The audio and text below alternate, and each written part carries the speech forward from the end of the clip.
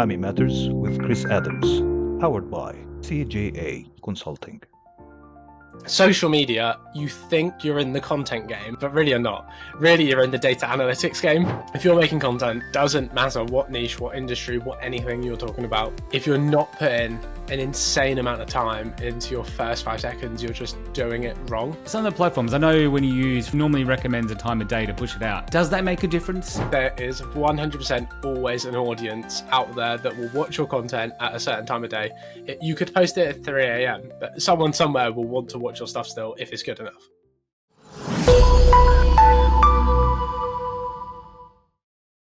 Welcome to Muhami Matters, where credibility meets clarity in legal and professional services. I'm Chris Adams, and today we're asking a hot question.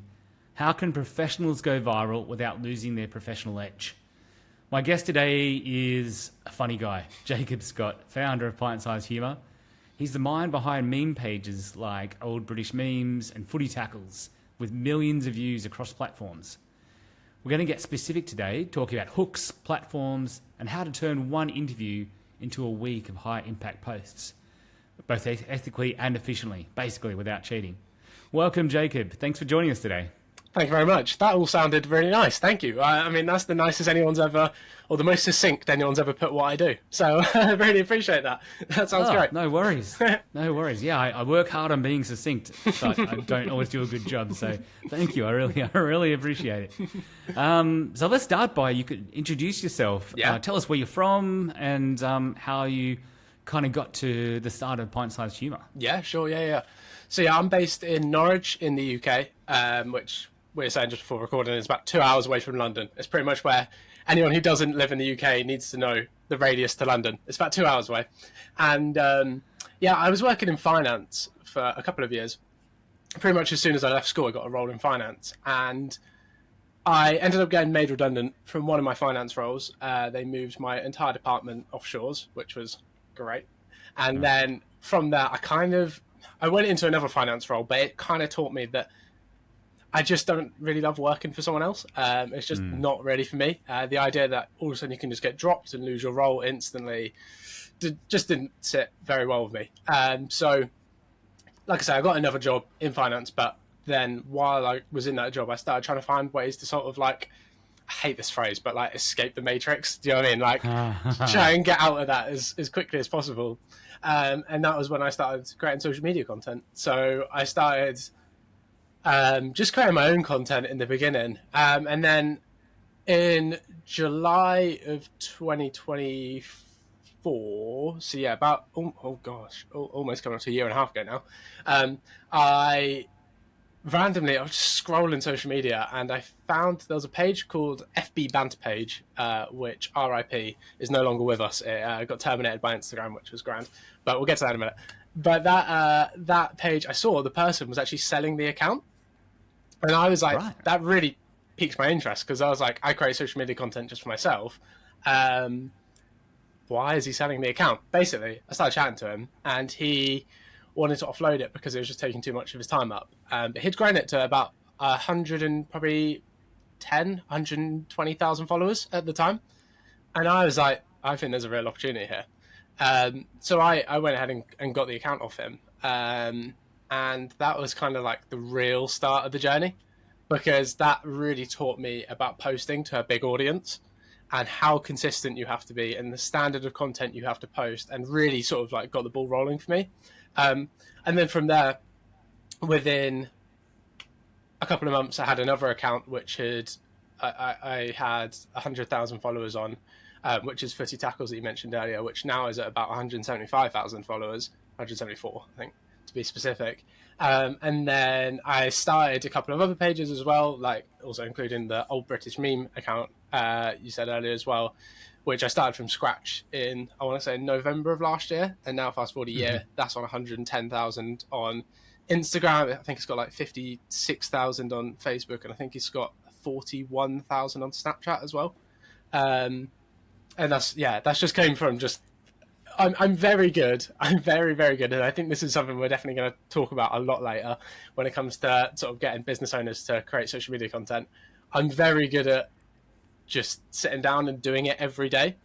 And you realize very quickly how especially with something like social media where you can see the numbers going up and up and up, how amazing like compounding is. And if you just keep doing this thing day in, day out, all of a sudden you're like, hang on, like this is getting a bit of growth to it. And like, for example, on Old British Memes, which like I said is one of my pages, it's always done a couple of million views a month. But then in the last, I think in October on Instagram, I think it done about 20 something million views. And that has just came from every month. It's just been slowly rising. And then this month, it's sort of like it doubled. It went from like 10 to 20, I think, from the previous month.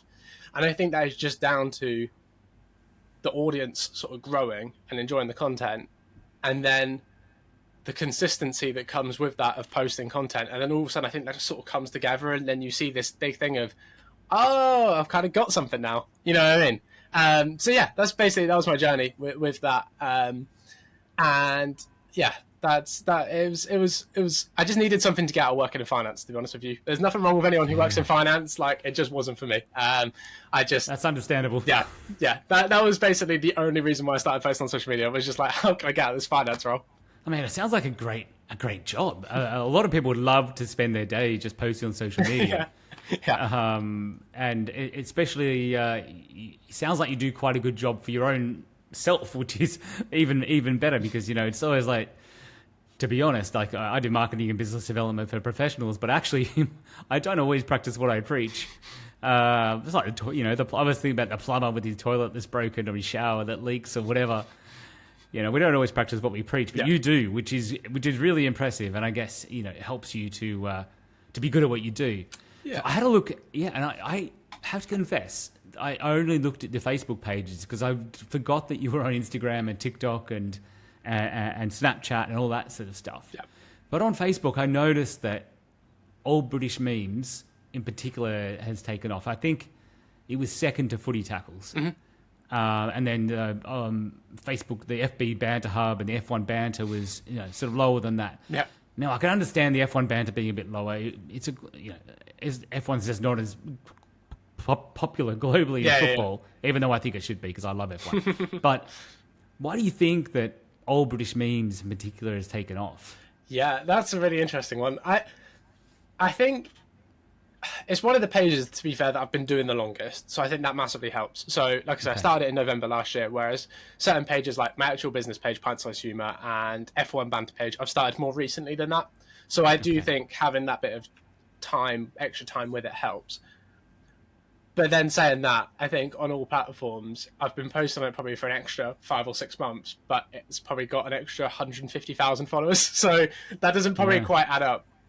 So I think probably it's very relatable for people who live in the UK. I think that sort of content is very much, it's like a lot of like old television clips, old funny internet clips, that kind of thing, that sort of like I think resonate with a lot of UK people quite a lot.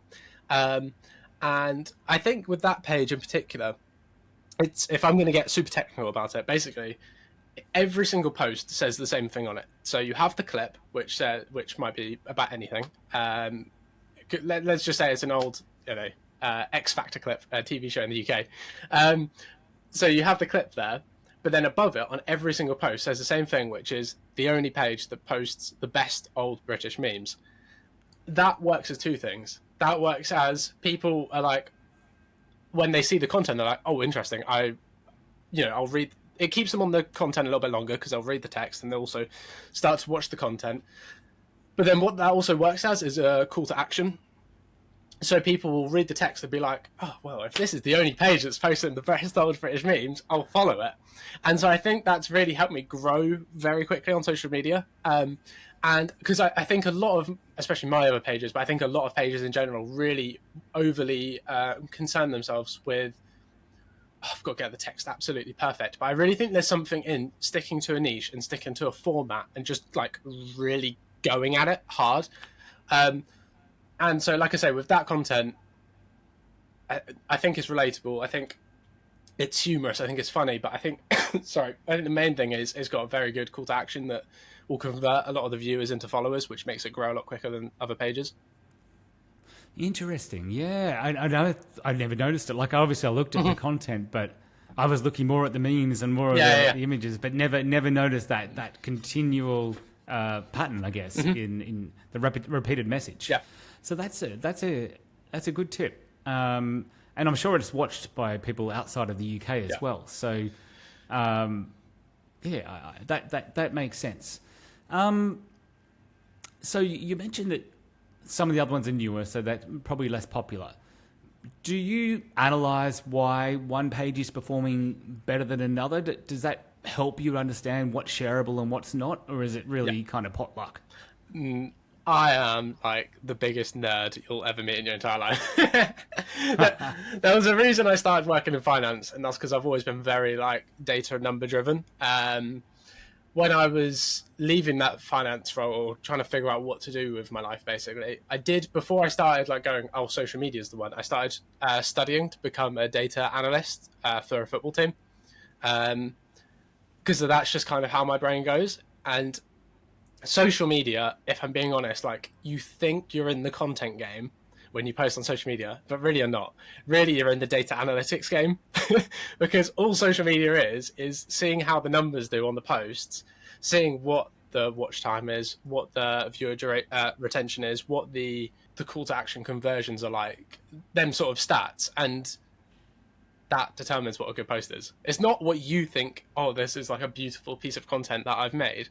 Realistically, at the end of the day, what keeps the most eyeballs watching for the longest amount of time, and it's all in the numbers. It's all in the numbers. So it might not be the actual views on the post, to be fair, because I have posts all the time that I'm like, this is going to do unbelievable, because the back end numbers are like insanely good, and then they just, for some reason, the algorithm sometimes just doesn't push them sort of videos up sometimes.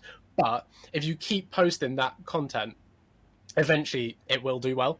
And so that's where a lot of my attention goes, is the numbers in the back end and seeing the analytics. And I mean, I've got spreadsheets upon spreadsheets every month before I come in and just like dump all the numbers. So then month after month, I can sort of compare and see where the content's going and what's doing well.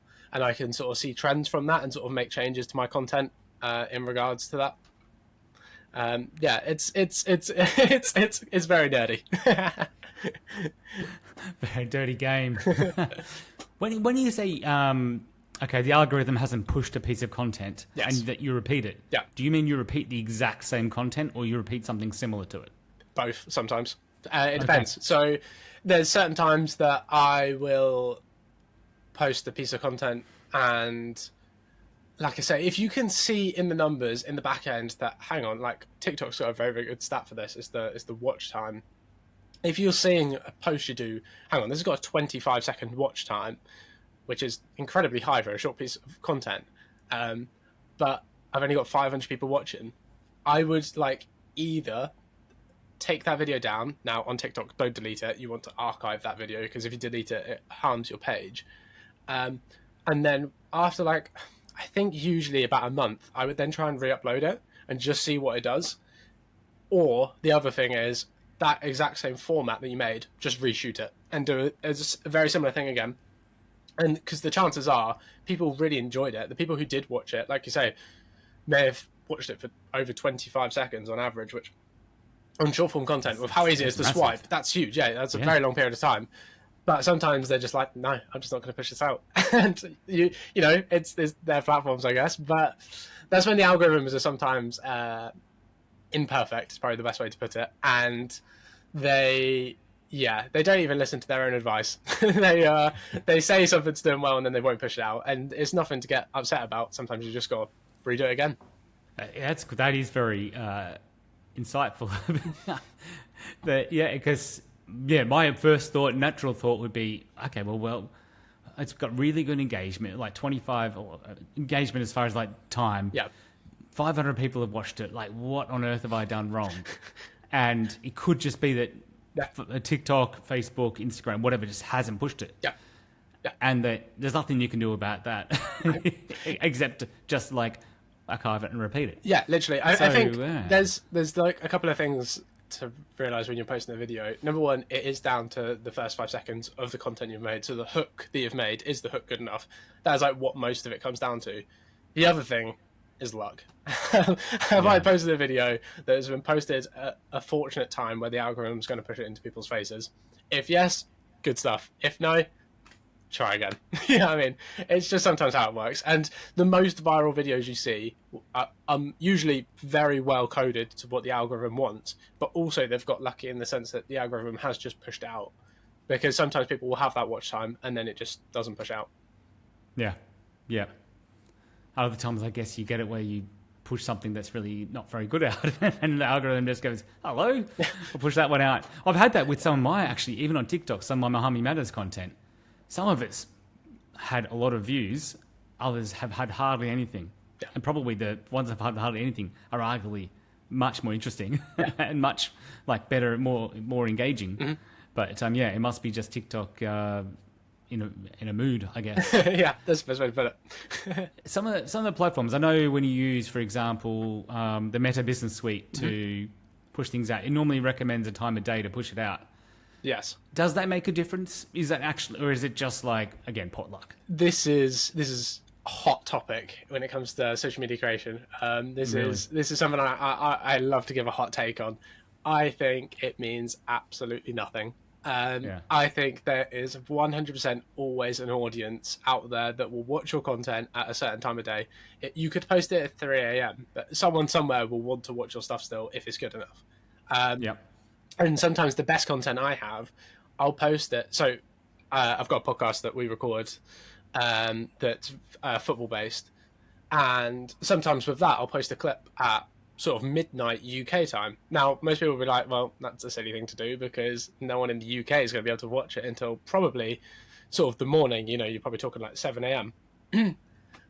But that's sometimes our highest performing content. And that it comes down to two things. Number one, of course, there's people still up in the UK past 12 o'clock. It's not like the entire country just switches off. But number two, obviously, there's a lot more people in the world other than just the UK as well. So I think for me, it doesn't matter at all. I think there's always, if your content's good enough, there's always going to be people who can watch it.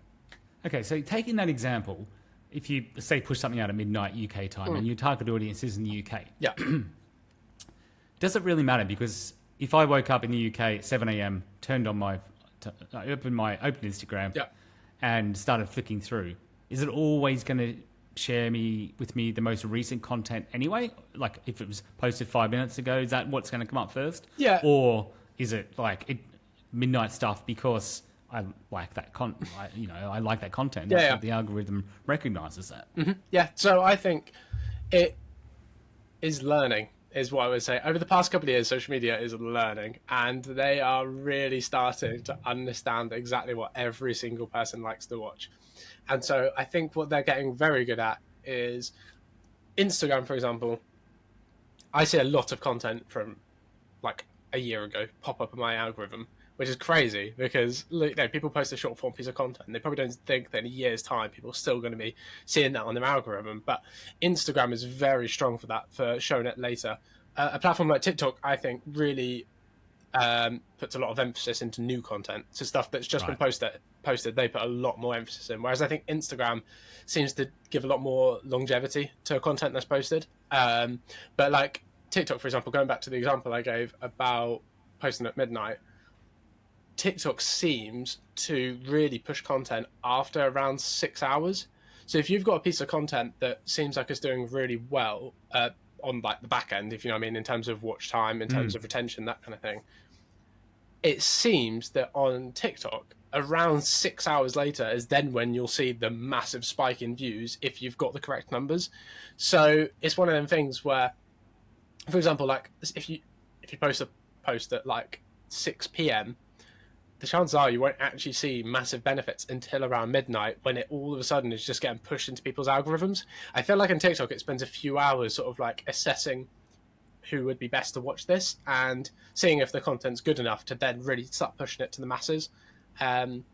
It's just one of them things. I think if the content's good enough and you're pretty persistent with it, eventually it'll get seen. That's probably the best way to put it. Yeah, I think that's usually what I do with my content, to be honest. I'm like, well, I'll just push it all out at midnight and just see what happens, or we'll push it at 7 a.m. and see what happens. I figure, yeah, at some point it will be seen. Mm-hmm. But it's interesting to understand that, yeah, recency is different for different platforms. Yep. TikTok, for example, when you upload it, I usually use a PC or a Mac to upload it, but it asks you if you want to tag a location in it. Does location make a difference? Do you know? It's like if I tag Dubai versus, I publish this afterwards, clips from this. Yeah. If I publish that as Norwich versus Dubai, or don't publish as anything, does that make a difference? I think if you're talking about a localized thing, then I would do that. If you're not talking about a localized thing, I probably just wouldn't worry. So, for example, if I'm talking about Norwich and I'm talking about the football team in Norwich, I think there's probably benefits to tagging Norwich or Norwich City football team or something Norwich like FC, that. yeah, exactly. Yeah. But if you're just talking about a generic topic, then I probably wouldn't worry, to be honest with you. I think, to be honest, I think location, I'm starting to get similar vibes with hashtags now as well. I think hashtags, if you're talking about a niche subject, are very, very good to use. But I think, for the most part, hashtags are pretty redundant these days. And it's more about the SEO keywords that you're putting into your captions than it is the actual hashtags themselves. And is that the same across all platforms, like TikTok, YouTube, whatever? Yeah, from what I'm seeing, especially Instagram feels very, very critical for it. TikTok, I think, is as well. Like, the best creators I watch on TikTok aren't using hashtags anymore. And I think if you've got a big audience, that's easier to do because you've got loads of followers who will watch your stuff anyway, and then it'll end up getting pushed out to the masses. So I think it is less important for them guys. But I think if you've got a smaller audience, if you're going to use hashtags, I would try and make them as specific as possible, because then at least it starts to really niche down your content that bit more, which I think is probably quite a wise thing to do. Whereas if you're just using a hashtag that is used, like there's certain hashtags on TikTok that have like 20, 30, 40 million people who have used that hashtag. If you're a creator, probably of any size, to be honest, I probably just wouldn't use that because you're just getting pushed into like a big funnel of just like loads of random posts, and they're usually not very niche. So one of the posts in there, like for example, funny, if like funny is a hashtag on TikTok, like realistically, I think people have very different ideas of what the word funny means. So the chance of your content resonating with everyone who sees the hashtag of funny is probably not going to really happen. So I'd probably try and niche down that bit more with that, and really try and pick hashtags that are fairly like local based to you maybe, or very niche specific. Okay. All right. That's all really good sage advice.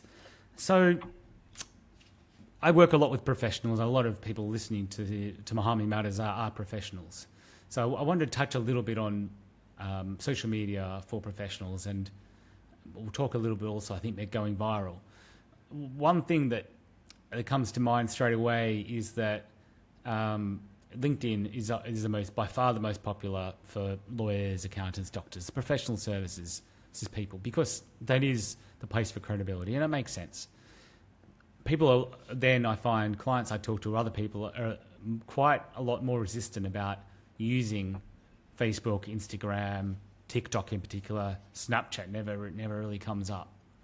And I've always been in two minds, because part of me thinks you've got to get your content as wide as possible.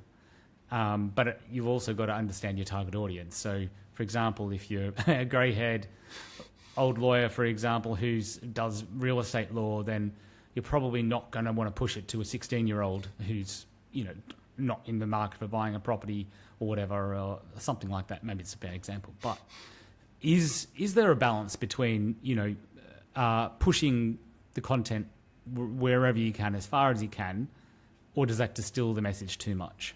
I think post it to as many places as you possibly can is the wisest thing to do. So I think, so for example, like I said, I mentioned earlier, the podcast that we post the content on TikTok, Facebook, Instagram, Snapchat, YouTube, and I think that's it. But then also we've got the longer form on Spotify, Apple, Amazon, like every potential platform that hosts podcasts as well. So we are literally everywhere. And I think there's a real benefit to that. Like a couple of good examples would be someone like I don't know if your audience would know who someone like Alex Hormozy is, who's like a big business influencer. He will be on every blooming platform you look at. You'll watch him on TikTok and you're like, right, that's enough. I feel that was a bit much. You go on Instagram or you go on YouTube Shorts, you go on literally any platform, Facebook, and he's there again, just in your face. It's just, but there's real benefit to that, right? Like the idea that someone can go from one platform to another and just consistently be seeing you to build up that relationship with you, that virtual relationship, is only a positive thing. So I think this will sort of like add to what I'm saying. So there's a real idea that I think I'm trying to think who I heard say this. I think it was Daniel Priestley I heard say this.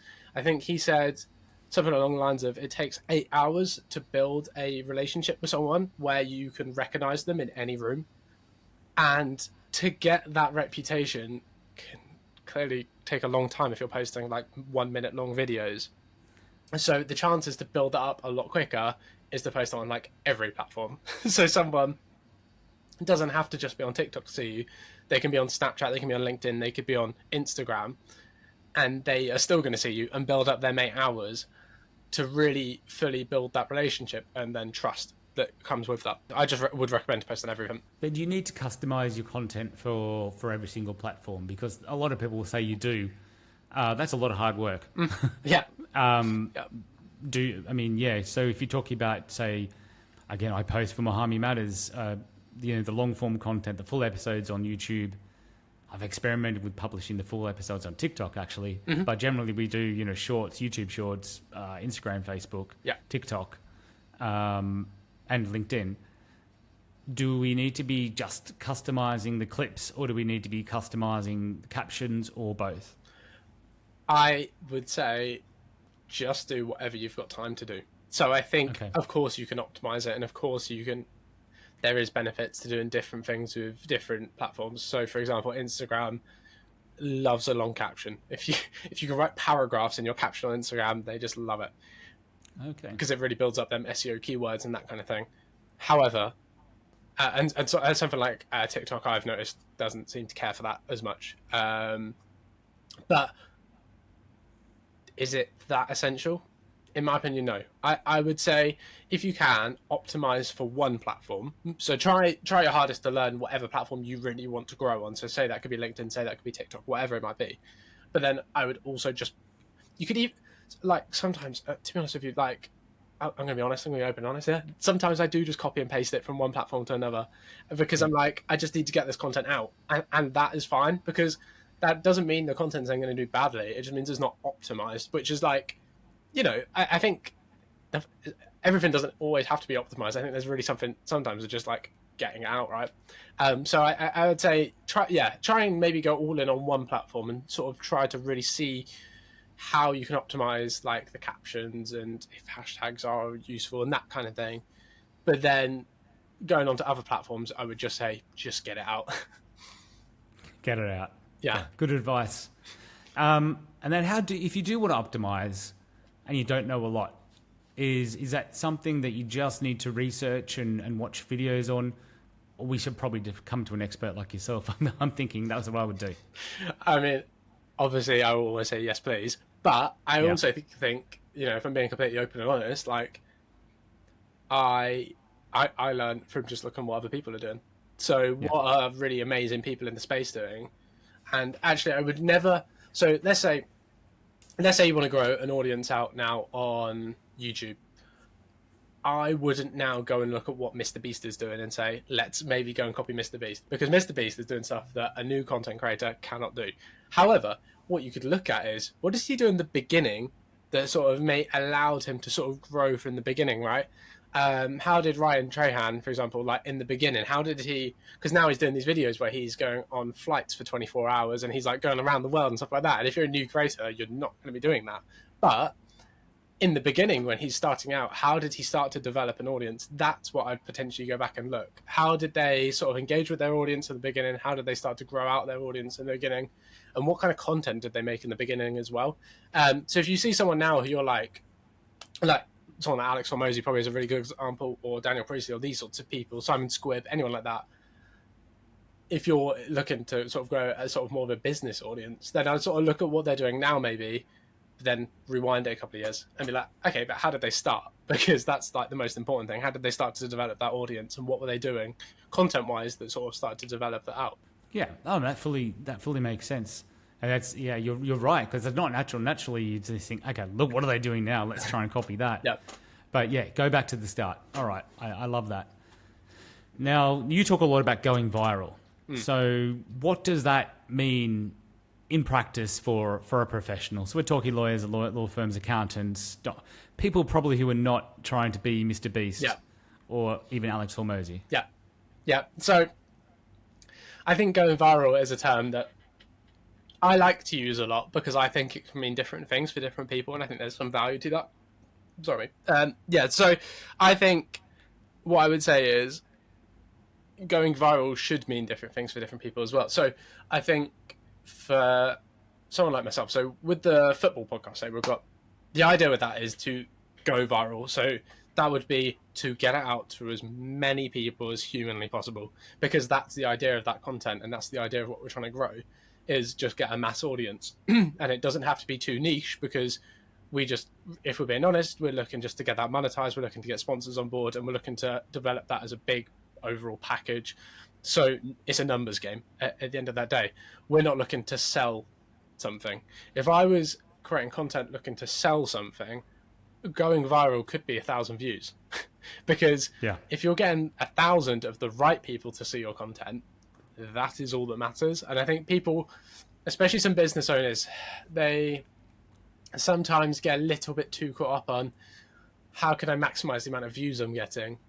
But realistically, if you're getting someone in South Argentina to watch your content and you have a gym in London, I would say, is that really benefiting your business? And is that then just like massaging your ego rather than actually allowing you to grow your business via social media, which is surely the reason why you're doing it?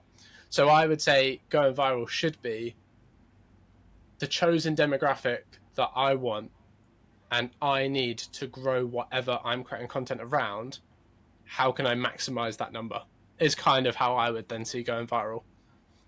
So yeah, like I say, a local business, that could just be 1,000 views, and there's absolutely nothing wrong with that, because as long as it's the right 1,000 people, great. So I understand that it's a little bit easier probably from B2C, because you probably know who your consumers are. You probably know who's going to buy your product. Yeah. B2B, as I said, we're talking professional services. They're really trying to sell their knowledge and sell their services and get people to buy their services. Yeah. And so I work with them a lot on ideal client profiles and ideal partner profiles, because referrals are a big thing. Yeah. How do we target the right audience? Where do we start in working out how we target that particular demographic of people? So it could be a jurisdiction, it could be a CFO in a company or a COO, or it could be a particular industry. Yeah. How do we work on that and go viral with them? Yeah. So I would say the first thing to do is just get content out there. The best way to start is by to actually do. And I think a lot of people sometimes put off actually starting, and that's like the main thing they just need to start doing. Is actually just like, let's start posting and then start to learn how I can then target them people. That's the first thing. The second thing I'd say is, obviously, you need to map out who your key or who your target demographic is. So I'd spend a lot of time on trying to map out your ideal client. And then once you've mapped that out, the third thing is just speak to them. So whether that is via educational pieces that they could sort of learn from, and that then you could strapline your package onto and be like, look, I really recommend you do this, this, and this. We do it really well. So if you want any help, like, I can really help you out with this. But it's more about just providing that free education for them, that they then take something away from your content and go, damn, like I learned something from him, or I learned a lesson, or I learned what I need to do in the future, or I now understand how I can push myself forward in some kind of way. And that is when I would do that. And then it takes time. Like I say, it takes to fully develop a relationship with someone. It takes 8 hours, like I say. So, that's why something like a podcast is great, because with a podcast, if someone watches 8 episodes, that could be your 8 hours right there. Whereas with short form content, that could take a long time. So it can take a long time of creating content to really develop that trust. But I think if you're creating content for that B2B, I think educational is usually the best way to go, because you clearly know something that they clearly need to know. Otherwise, you probably wouldn't be selling a service, right? So it's maybe teaching them why they need your service, but I wouldn't package it in a way that's too salesy. I'd probably package it in a way that's much more, an educational piece. Much like Muhami matters, of course. So, yes, exactly that. So how do we get people watching that educational content? When I go on YouTube, I do look at a bit of a mix of just quick short form content, but also, topics I'm interested in. How do we get educational content in front of people? Yep. So it's all about the first 5 seconds. And this is something I say every single time I talk to someone. If you're making content, it doesn't matter what niche, what industry, what anything you're talking about.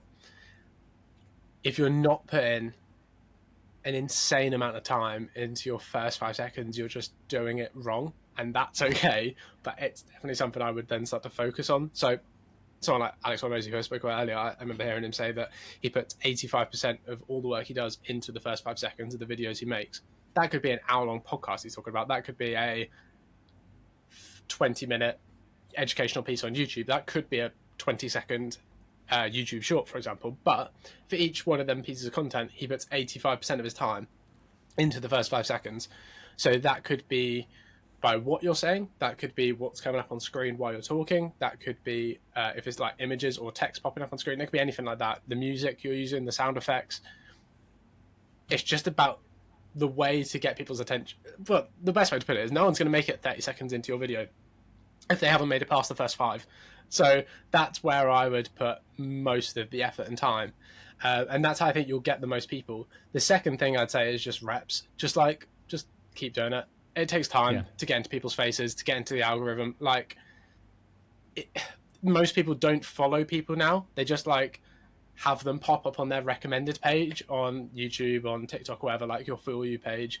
So I would really recommend just the more you do, the more chances you're going to pop up on someone's For You page. And most of the time, you won't even know that someone's sort of watching all of your content, because most people on the internet do not like anything, they do not comment on anything, they do not save anything, they do not follow anyone, they just watch and they just scroll and watch. So you actually might have a much bigger audience of much higher retention of audience than you maybe think you do, even, because I think a lot of people think, I've only got 100 followers, so everyone hates me and I'm terrible. And actually, you could have 500, 600, 700 people probably watching your content, which is obviously 5, 6, 7x what you think you've got, but they might just not follow you. And that's kind of that's okay. They don't need to follow you as long as they watch your content. That's the only thing that matters. So yeah, they're the two things I definitely recommend: is the first 5 seconds, and then just post more. Just post a lot more. So how much are we talking? Are we talking? I guess it's different for everybody. So, but your Old British memes, your footy tackles, you post that multiple times a day. You post content multiple times a day. If we were talking about education kind of pieces, is it doing a long podcast once a week and then a clip every day of the week or multiple times a day? The way I say it is, there's no negative to posting more. So I would post the most amount you can while being consistent at posting at that rate is the best way to put it. So for an amazing example of this I always go back to is, there's a company based in India, and now I never know the exact numbers of content they're posting, but I think they post 100 times an hour. I think they post 100 times an hour on short form content, on long form content, everything. I think it's 100 times an hour. So that's 2,000 pieces of content a day, which is just mind blowing when you think about it. But they're getting 100 billion views, I think per week or something ridiculous like that, maybe a month. Either way, they're getting a lot of views. That's a lot of content. It's a lot of content, but they get the reward. They get the reward for it, right? And so what I'd say is, the chances are you're not going to post 100 times an hour. I'm not going to post 100 times an hour. That would be ludicrous. However, the more you can do, there's only a benefit to it. And if, like you say, is there the right amount of content to post if you're doing a podcast or if you're just like a business trying to create content? I'd say no. I'd say the best you can do on a consistent basis is that's got to be the goal. That's got to be the goal. Right. So there's it's just, can you do more? I think that's always the thing, is like, why is this person doing better than me? Oh, he's posting 10 times more than me a week. Okay, well, maybe then I need to start upping my numbers. That's kind of how it's it. Makes sense. And you you talked about, you mentioned to me in the past that with one recording session of your podcast, you can create weeks worth of content. Tell us a bit more about that, how you do it. Yeah, sure. So kind of like how you said earlier about how you take clips from the long form podcast you create. That's essentially what we do. So we will book in a 2-hour recording session. You know, we've been so blessed with our podcast.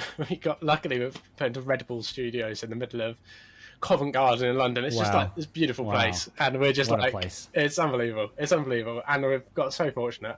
That's worth the 2-hour trip. Oh yeah, unbelievable. 4-hour return trip. Yeah, just to go there. I love it.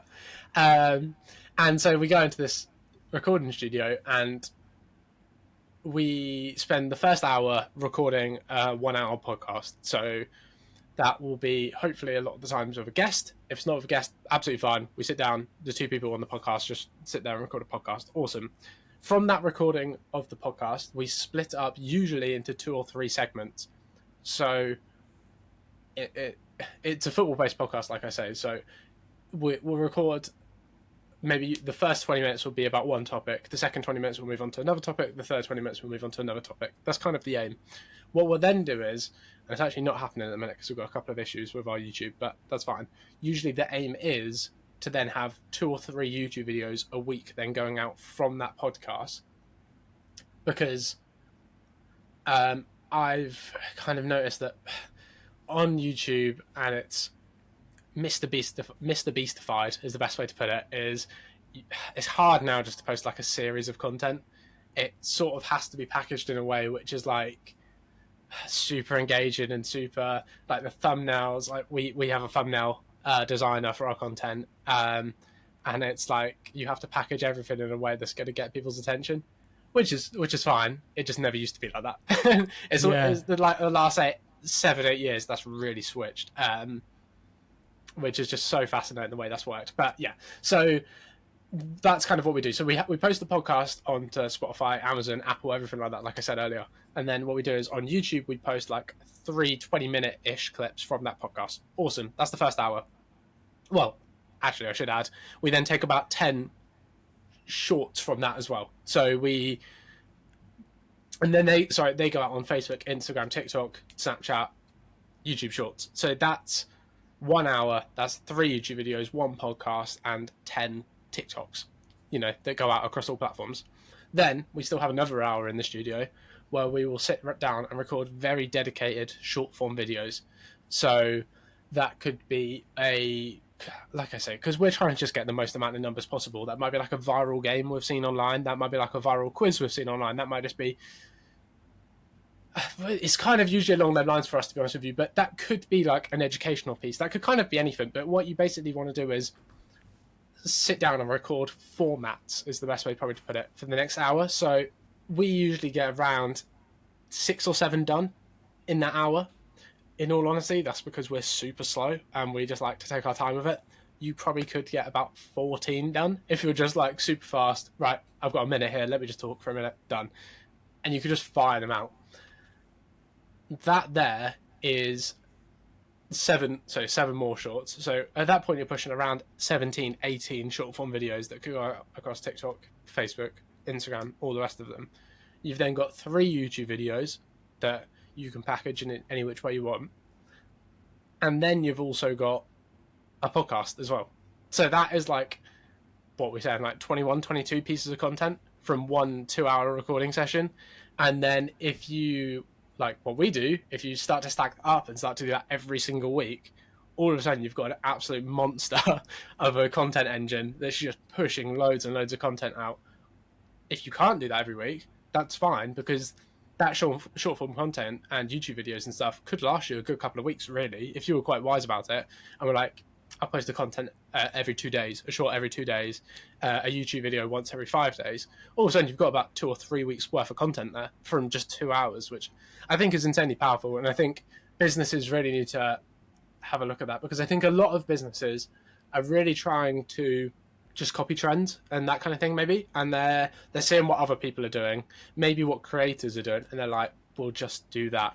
I think there's real power in being a bit of a thought leader in your industry. So, and the way to do that is by having a wonderful background, is by having a real amazing setup, not like one I've got right now, an actual beautiful studio to sit in and actually get your message across with high quality edits and high quality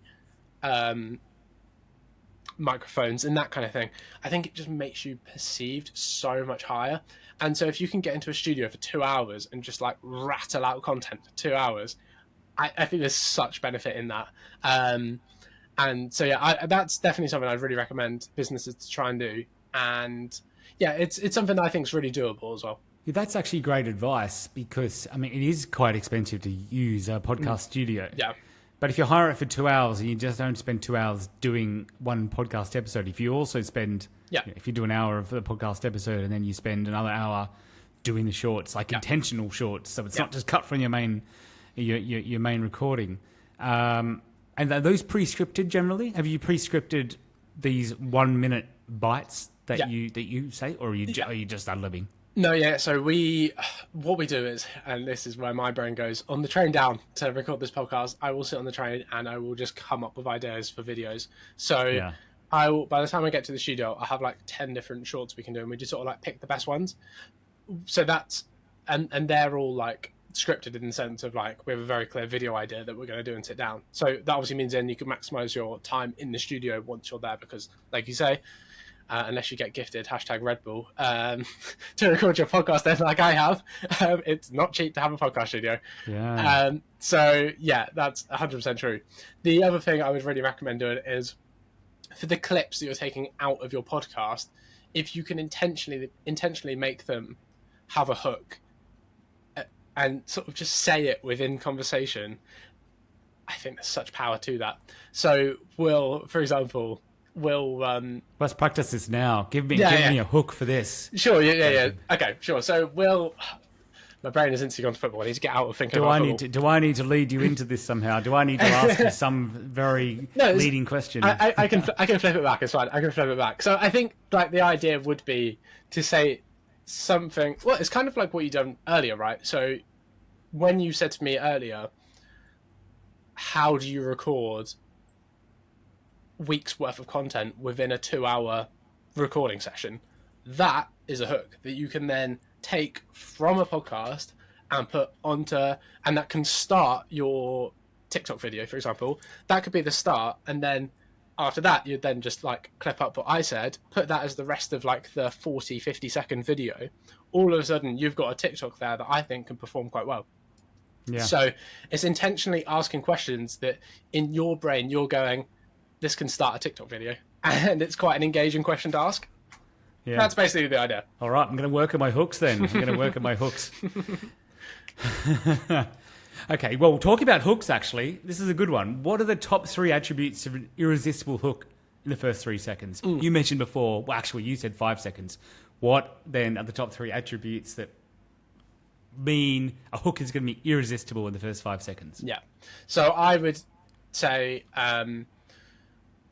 you got to be as precise as possible. So cut out any fluff, any filler words. There's no need to have at the beginning, my name's Jacob and I'm asking, or hi again, I'm not, like, cut all that out. You don't need it. You don't need it at the start of your videos. Just get to the point as quickly as possible, because you got to realize that people are giving their time to watch your content. And I think in life we kind of have 2 resources, right? We have money and we have time, and people are giving their time to watch your stuff. So you should really be quite thankful for that, and sort of in your mind go, I'm not going to waste your time. Let me just get to the point.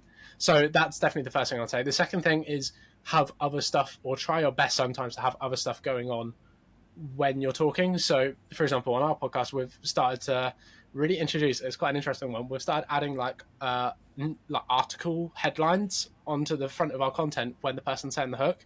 So if we're specifically talking about someone got a red card in football, they've been sent off. That's like the topic we're talking about. There'll be a headline going, and we'll blank out the person's name, for example, and then we'll say disgraces Real Madrid in football. You know what I mean? Like, just to spark attention. So when you're saying the hook at the beginning, people like read that as well as also listening to what you're saying. And there's just more. If people are clicking onto your content, and like I say, you want to keep them for 5 seconds minimum. If they've got to read something and they've also got to listen at the same time, all of a sudden there's a bit more for them to do. The chances are, even if they do swipe off your content because they're not really interested in what you're talking about, if they've got to do a couple of things before they do that, the chances are you've got them for a few extra seconds, which at the baseline will push up your retention just that little bit more. Yeah, got it. The next thing I'd say is add imagery if you can as well. So I think I think it's tough to have all three, but if you can have all three, I think there's really a lot of power in it. So what are you talking about? And if there's a way of visualizing what you're talking about with a little image that pops up while someone's talking, I think there's a lot of power in that as well. An image-based hook could also be like someone famous as well. So, for example, some of the content I've worked on in the past is a couple of like big YouTubers and stuff like that. The person who's doing the content with them, I've been brutally honest to them, and I said, realistically, I don't want your face to be the first thing that people see. I want it to be the person you're talking to's face, because they are a hook within themselves. Because if people see their face, they're going to go, "Oh, what's he do? I'll watch that." You know what I mean? Like, because realistically, they are a hook within themselves because they've got an audience and they've got people following them and they've got people engaged around them. So I would really, if you can if you're recording with someone who's got a bit of an audience themselves, maybe drop the ego a little bit and just like let them be on screen first. Even if you're talking, put them on screen first. So yeah, there's that. So get rid of any filler words, get text up on screen, get images on screen, and then I'd say just make it as quick as possible. So kind of along the same sort of lines as fluff and filler words, I would say if you can just say your hook in 2 seconds rather than 4, do it. Even if you're talking really, really quickly, you need to realize that a lot of people watch TikTok, for example, on 2 times speed now anyway. So really? Yeah, so they, and Instagram as well, they've both got the same feature where you can just hold down the screen and it puts into 2 times speed rather than 1 time speed. People are doing that anyway. So if you think, "Oh, I'm talking too quickly," I mean, you can probably tell by the speed I talk at when I'm on these like podcasts and stuff. I talk very quickly, but that's only come from the fact that I record a lot of short form video, and it's just ingrained into me that I need to say it as quickly as possible. That's basically it. Just don't waste time. Just get it out, because again, if people have got an opportunity to swipe off your video, they will take it because our attention span is just getting lower and lower. So just don't give them that opportunity. So try and say it as quickly as possible, get rid of the filler words, and then try and get some other stuff going on the screen that entertains them while you're talking.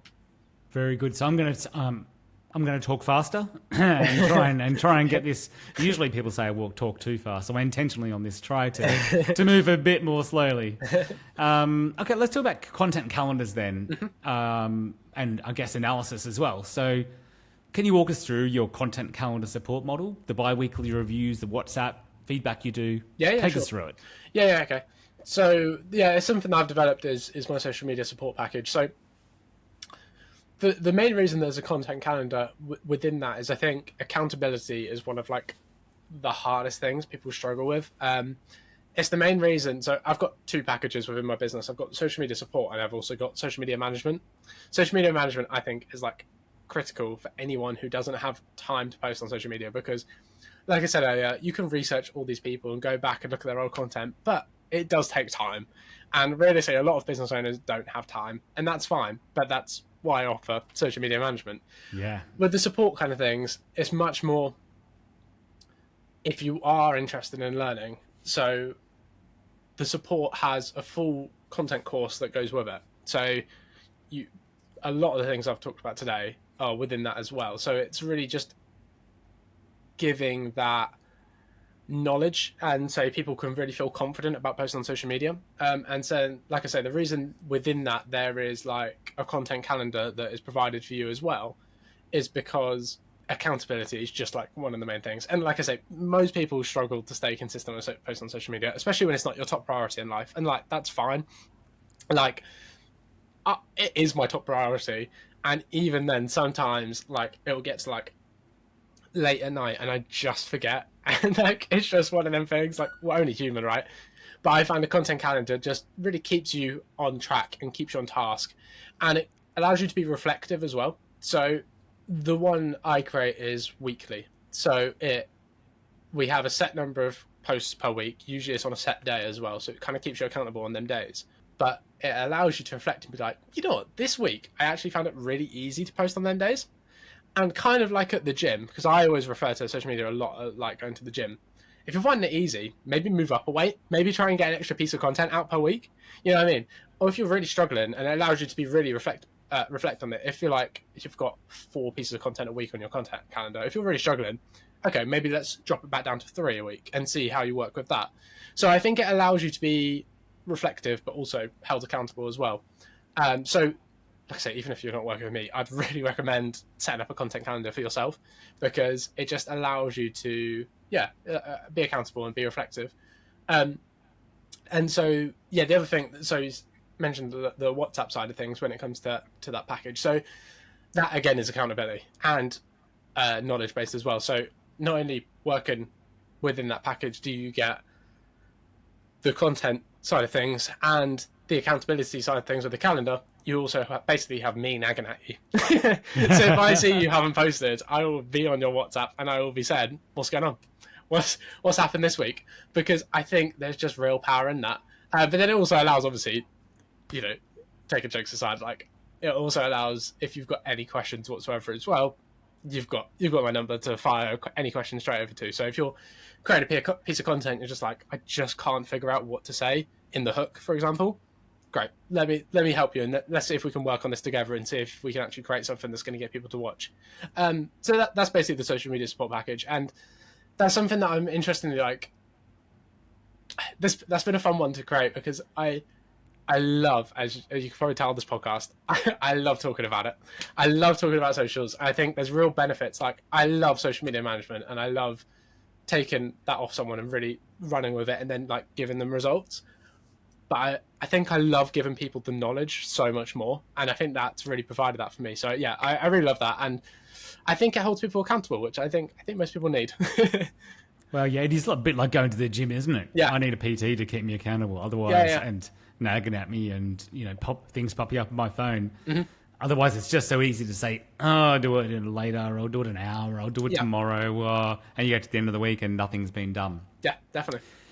So what people might not know about you, Jacob, is you don't actually appear on podcasts yourself very often. No. And you really are behind the scenes generally. So when you talk about your podcast, you're actually producing that and you're elevating, I think, the 2 stars, in inverted commas, of that podcast. So you are a real pro. You're a real pro at everything you talk about, honestly. And I've seen your work in progress, so I can vouch for that. So tell me, can going viral work for B2B, or is it really only B2C that it works for? It can work for anyone, as long as you use the going viral definition that I said earlier of pick your target demographic and try and maximize that. So if yours is, your niche could be something super specific, like pen lovers, people who love pens. That's all I'm after, is people who love pens. Realistically, there's not probably a massive demographic for people who love pens. However, there will be a demographic for it. And so you just need to find them people. And if there is only 1,000 people who love pens, how can you... Going viral would be getting 1,000 views on a video, right? So that's what I would consider going viral. How could you maximize the demographic you're speaking to? So, for example, like our podcast is football. There's a lot of football fans, probably too many football fans, if we're being completely honest. So we really, going viral for us, like we've had multiple videos do 500,000 views. I think we've had about 5 or 6 videos in our first 3 months do over 500,000 views, which is just phenomenal. But realistically, even in a football sense, is that really going viral? Because I think there's probably 1 billion people in the world who love football. So that's such a small demographic of that niche. Does that make any sense? So I think within your niche, how can you maximize it as massively as possible? And that has to be the target really for most businesses, especially B2B. So I guess to know that, you need to be able to do the analytics. How do we do that? Okay, so 500,000 sounds like a lot of viewers to me. And you're right, there are a billion fans out there, but there are also about a billion, pieces of content going out a day about football. Yeah. So, okay, so let's talk about metrics, about how do you measure if you know your target audience and you're doing your content and say you just get 500 views, how do you know that it's the right people? Yeah, of course. So I think you'll see it by stuff like, I think the like metric is a really interesting metric for sharing. And people judge their content by how many likes they get, and I think that's the wrong thing to do, because that's not what the like metric is for me. I think that's what views is, and that's what like retention is, and them sorts of stats. I think the like metric is a really good metric for, is my content being seen by the right people? Because if people are seeing your stuff and they're going, this is actually really valuable, I'll like it. I think that's what that metric is for me. So if you're finding your target market, I think the chances are you're getting quite high likes on your content. Because there's content that, I've even put out in the past where I had a post recently. It was from Old British Memes. We had a piece of content do, I want to say 15 million views, which is just like, that's like insane, right? Absolutely ridiculous. Like, I think a quarter of the entirety of England saw this post, which is just, when you said it like that, is just like absolutely insane.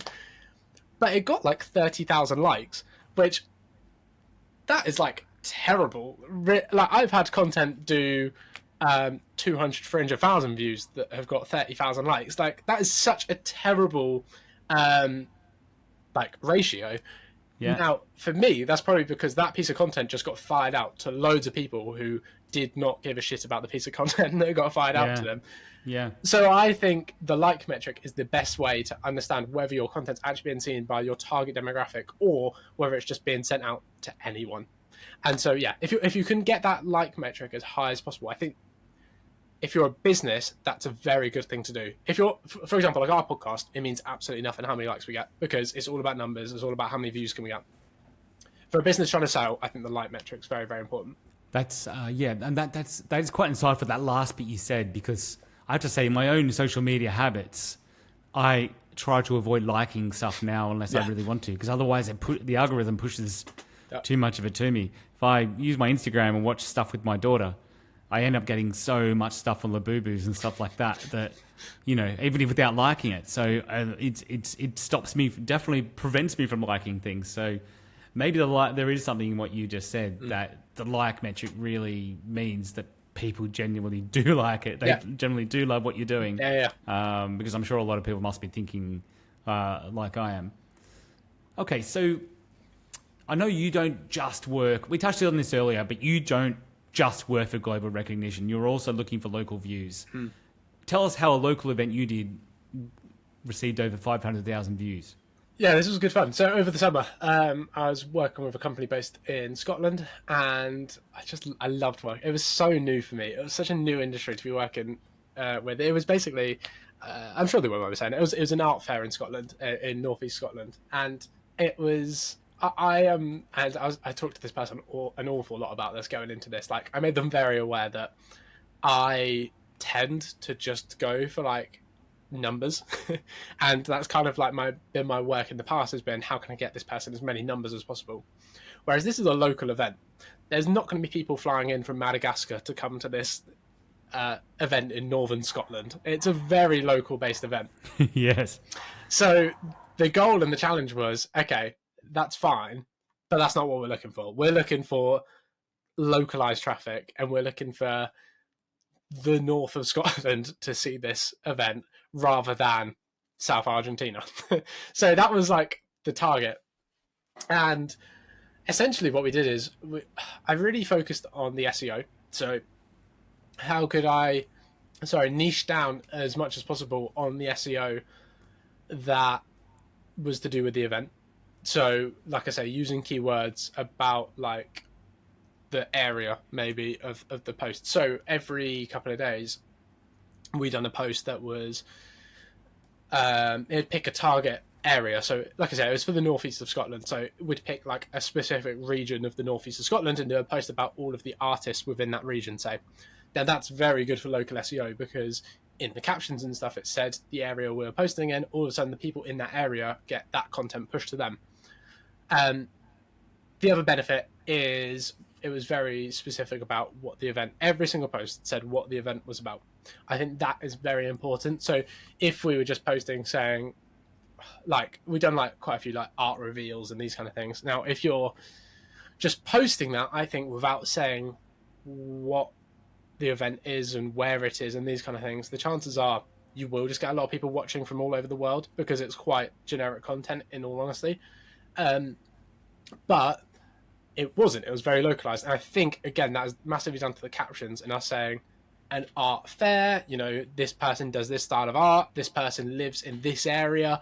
And all of a sudden, it's very much just niche down that content and really stopped it being pushed out to the wide audience. And then the last thing is what the people were talking about. So a lot of the content was driven by the artists themselves. So it'd get sent to me and then I'd sort of package it in a way that's good for platforms. And so the artists a lot of the time would talk about the area they're in, they'd talk about the sort of art they're doing within their region, that kind of thing. And I think that really helps, again, for only people in that area to see that content, so then it can be pushed out for a local SEO. So that's massively sort of what I do is really focus on the SEO. And like, if you're like a local business who is like brick and mortar, maybe set up in one specific location, I would really, in the content, say the location as much as possible. So it just incentivizes people who aren't in your area to not care about your posts. Again, it's not all about, for businesses, especially brick and mortar, it's not all about the most amount of numbers. It's about getting the right type of numbers. And so I think if you're like I'm based in Norwich, like I say, I think if you're a Norwich-based gym, there's not a lot of benefit of just talking about gyms in general, because it doesn't matter what someone in Northern Ireland thinks. But if you're starting your content with, if you're based in Norwich, or if you're a Norwich bodybuilder, all of a sudden you are speaking to your crowd. And I think there's massive benefit to that. So that's sort of how I'd go about it. I like it. And how did you know that they were localized? It's 500,000 views. How did you know they were local? It tells you on the back end. So on stuff like the Meta, Business Suite, Facebook, Instagram, it's very, very detailed about your demographics. So it can tell you the exact area that your viewers are from. I can't remember the exact percentage, to be honest with you, but it was a very high percentage of people from Scotland who are seeing the content. And it's kind of like, that's why, for example, on my own pages, that's why I really like old British memes, because, again, it's kind of in the name. I think it's got something like a 70 or 80% UK follower base, which is insanely high for an Instagram meme page. You know what I mean? Like, most of the time they're very worldwide, very global, because the content usually is very...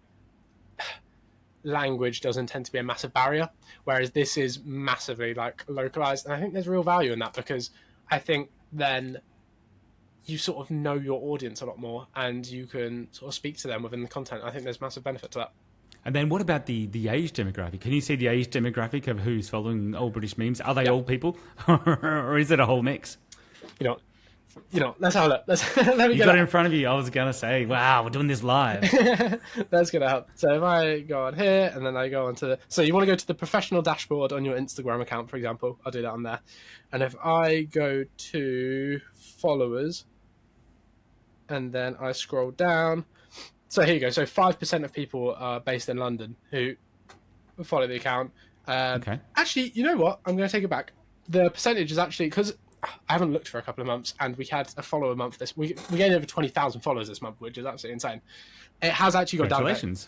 But yeah, thank you very much. So it's gone to, we've got a 52% UK follower base, and we've got a 9% US follower base and 7% Australia. So very English speaking, to be fair. Yeah. Okay. But yeah, if I look at the age demographics, which it also shows, we've got between 13 and 17, we've got 7%. 18 and 24, we've got 16%. 25 to 34 is 29%, and 35 to 44 is 24%, and then it just sort of it goes down from there. So the biggest one is sort of around the age of 30 is kind of our major player there. Interesting, because I thought old British memes, you'd be thinking older people. They're reminiscing, but evidently there's people in their 20s and 30s who are interested. I think it might be people reminiscing from their childhood. Because the content's usually a lot of the content's about 20 to 15 years old. So it's probably when they were like 10 to 15, they're watching content from then, which I think is a big nostalgia trip, isn't it? People watching content from when they were younger. Absolutely. And where are you getting this content from without revealing all your secrets? No, that's honestly. Are you creating this stuff? Or you... No, I don't know. So, like, a lot of my own content I do create. So, for example, like, obviously the podcast is very, very authentic and very much sit there and create my content. But this meme page is very much, I just sort of go through YouTube and I go through social media pages and just try and find clips that I think will hit with the audience that sort of watch the content that I've created. So that, like I say, it's a lot of old television clips and stuff. A lot of it's from YouTube. It's nothing. There's no crazy secret. It's very much just like clips that I've also got.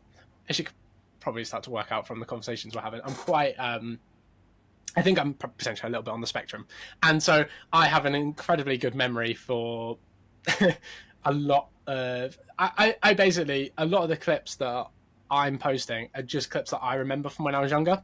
And so I've just gone, okay, this clip, I remember that was big when I was young. Cool, I'll go find it, go put it on there. And so most of the clips are just ones that I've remembered from like years ago and sort of hunted down myself, if that makes any sense.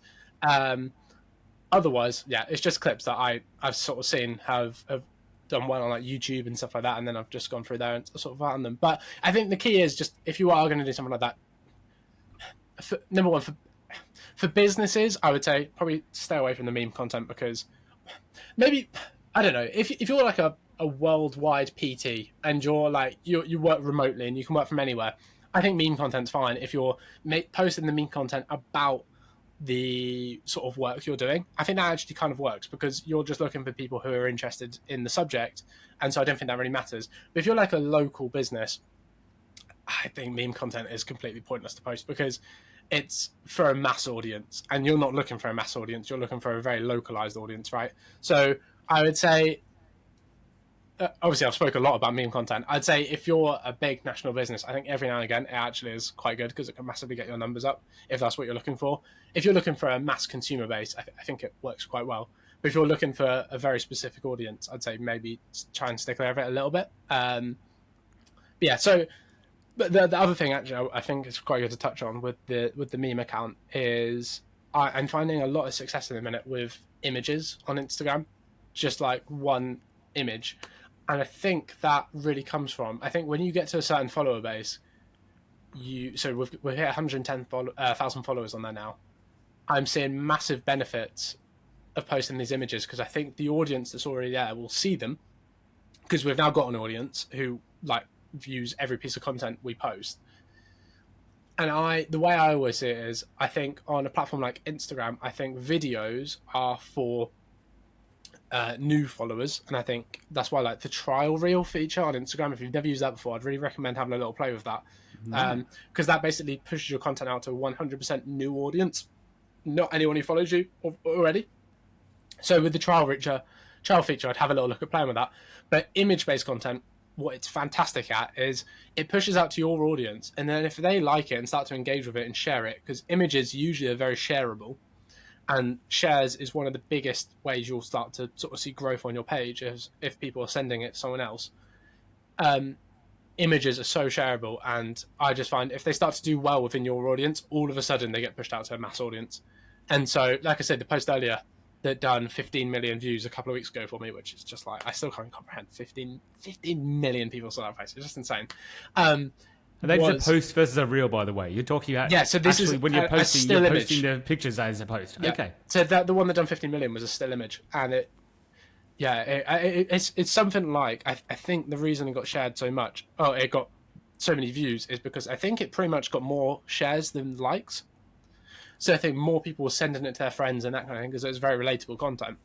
And so I think that's why then it went to such a big audience.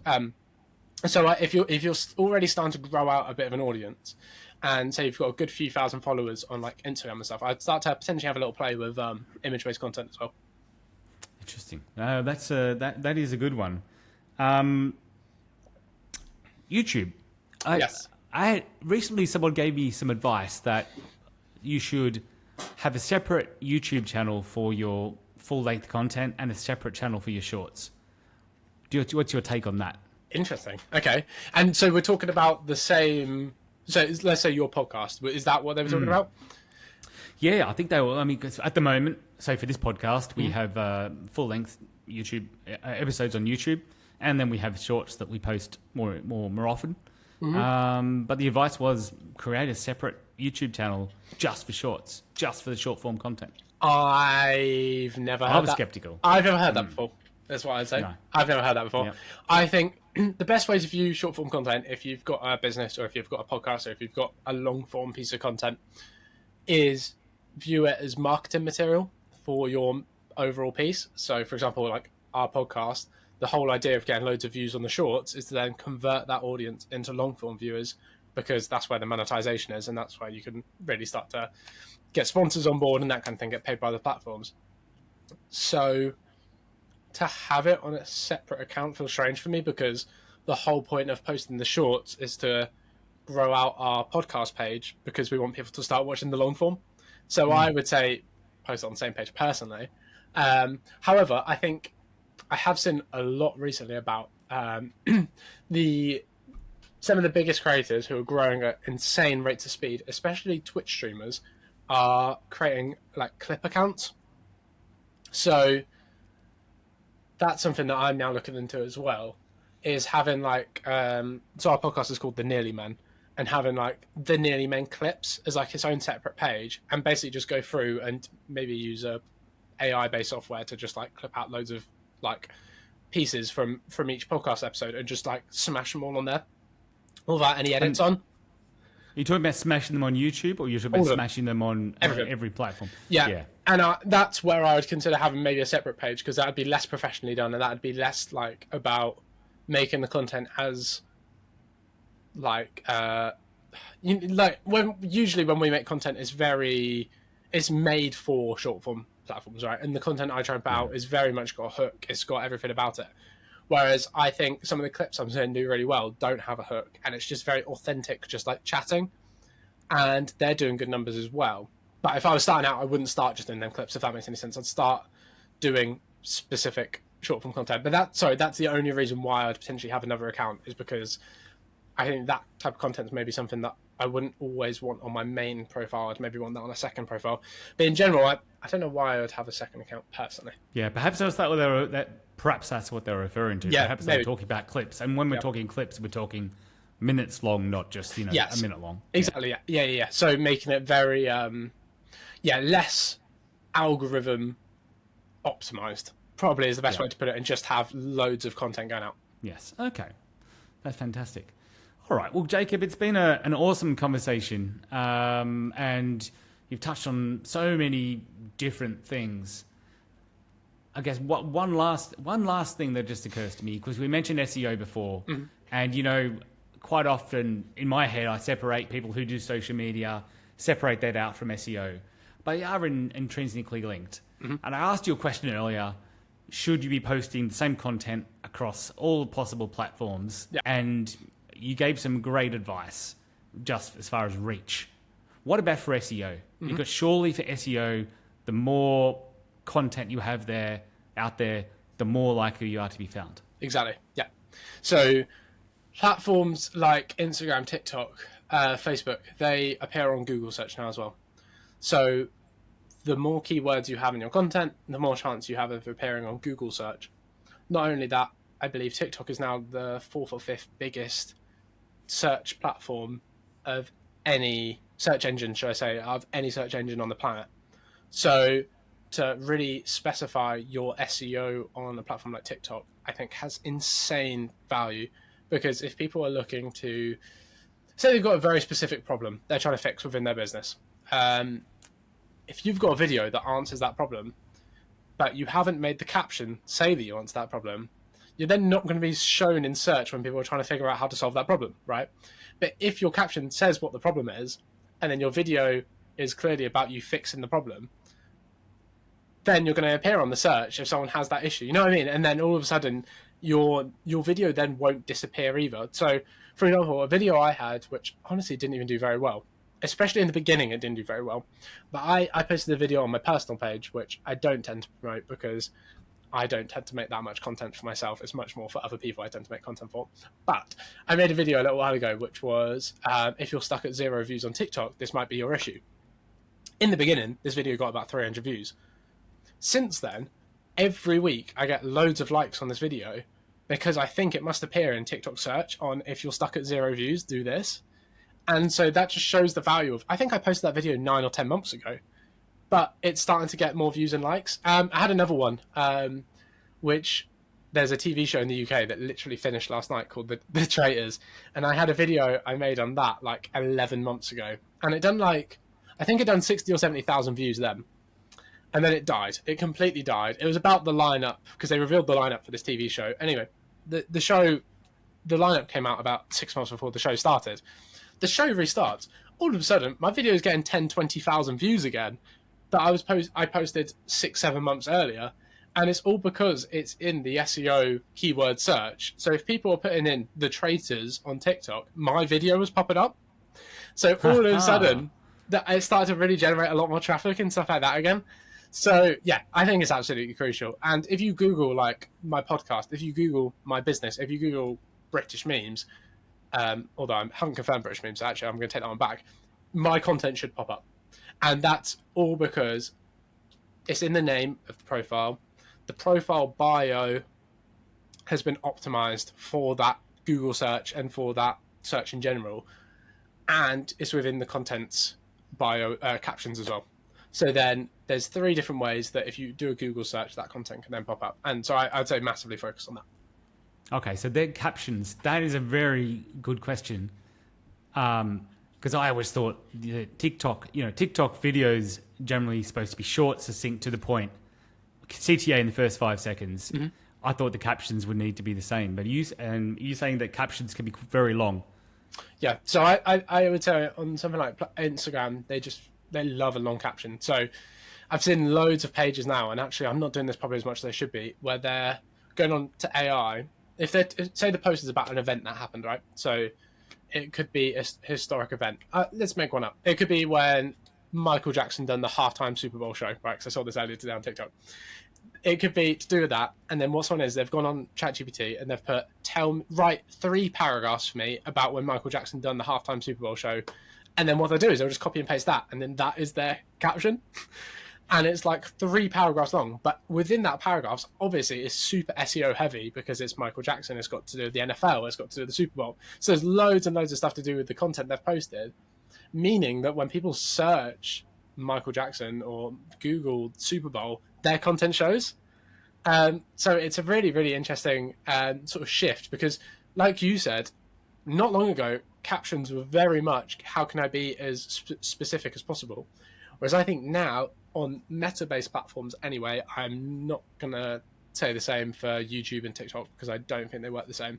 But on the meta-based platforms, they seem to just love long captions that really tell a story rather than just say a specific point. I mean, you don't even read the captions, do you? If you're flicking through your Instagram Reels feed, you don't see that. You don't really see the captions. So I guess that makes sense. I'm just going to turn all those into a CTA and then just SEO friendly and make it as long as I possibly can. All right. Good advice. So Jacob, how can everybody find you? If they want to get in touch with you, they want to see your stuck at 0 views on TikTok advice on TikTok, how can they find it? So Jacob Scott on any platform, I should pop up. Pint Size Humor as well, I should pop up as well. So if you put that into Google, we're pintsizehumor.com. So on there you can find our social media management, you can find our social media support packages, but also we have a newsletter that goes through all of the problems you probably have on social media and try and answer it as... I don't like a long newsletter. I find some people overdo it a little bit. I try and keep it as short and brief as possible. So it tries to get to the point nice and quickly about any issues you might have. So if you've got a specific issue, it's probably on there. Otherwise, Jacob Scott on TikTok or Instagram or anything like that. Yeah, Jacob Scott, Pint Size Humor. Your packages, I have to say, are thorough and very reasonable. And we've talked for almost an hour and a half today, and you've given everyone some really good advice. But we can all put this into action ourselves, but it's going to take some time. Much better to go into a pro like yourself, honestly, and just get it done. So everybody reach out to Jacob, pint-sized humour, and hopefully something from this episode is going to go viral. Well, hopefully, fingers crossed. Yeah. All right. Thank you very much, Jacob. Appreciate your time. Awesome. For our thanks audience, so much. no problems. That's it for this episode of Muhami Matters. Massive thanks again to Jacob Scott for joining us. That's going to go viral. Jacob Spot. Thank you. Thank you to Jacob Scott for joining us and for demystifying virality for professional firms and for everybody, really. If you found today useful, please subscribe, share it with your network, help us to go viral. For more insights and support, visit muhami.ae. Connect with me at CJA Consulting. I'm Chris Adams. Till next time, stay informed, stay empowered. Thank you for joining us on Muhami Matters. If you found today's episode valuable, subscribe and connect with me to stay updated. Join me again soon as we continue to bring you credible insights, practical strategies, and trusted advice to empower your professional journey. I'm Chris Adams. Until next time, stay informed and stay empowered.